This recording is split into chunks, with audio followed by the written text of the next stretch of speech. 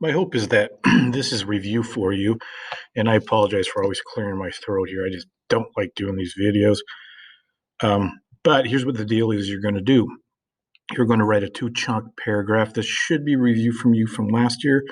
Um, you completed your analytical essay lit response over the novel Speak using this format, and you're going to do the same thing here, except you're going to be doing it over the most dangerous game. Uh, Specifically, either the character Rainsford or Zaroff. You can do a little analysis there. So here's the example I do for you. This is from the necklace, which you read last week. So as you can see here, we need to make sure we color coordinate as it goes. And there's some reviews that I put on this slide, so you can go through that if you need to. You might not have to, but you'll remember you start with a topic sentence here. This is colored blue. So what you're going to do is the same type of thing. You're going to depict a personality, that what you think is the most dominant personality that character has. So you maybe think that Rainsford's best characteristic is his intelligence. Okay, but you have to prove it, and this is what the writing's for. So I did the same thing here with the necklace story. What I said here was the dominant personality trait for Madame Loisel was that she's a very materialistic. Okay, in other words, she thinks owning things defines her. It's important to own the best things. Um, she cared about population or popularity more than just being good. Okay, so now I got to prove it though. So I have that here, and then I give my concrete detail. Notice I start with, for example. Please do the same because I'm using a quote. I have to set it up a little bit, lead up to it. I can't just drop the quote in there. If you remember from last year, it's what's called a quote bomb, because who's saying it? Well, we don't know because we just dropped a quote in there. So I have to set it up.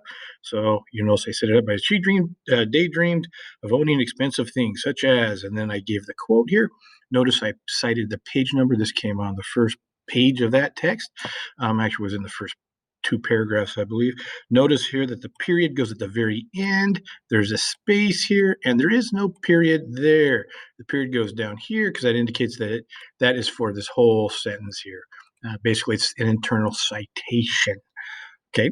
Normally, we'd have the author's name too, but we know it's from the story, and we don't need to do it then. If we were doing research with multiple sources, we'd have to have the author, but we don't for this because it's a literary analysis.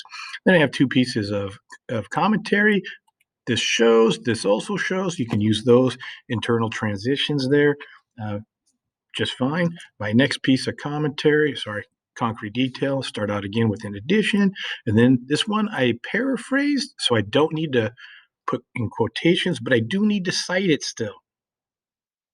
And this is where Madame Zoe borrows a necklace that she thinks is super expensive. She does. And that was later in the story. We found it on page 3.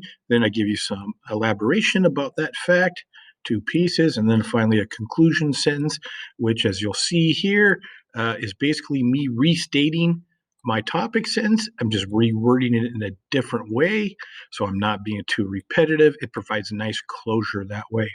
So again, you will do the same exact thing with either Rainsford or Zaroff. Pick one of the characters. Tell me what you think is the most defining personality trait for that person, and then prove it and write it in here using the chunk writing format. It should be 8 sentences in length.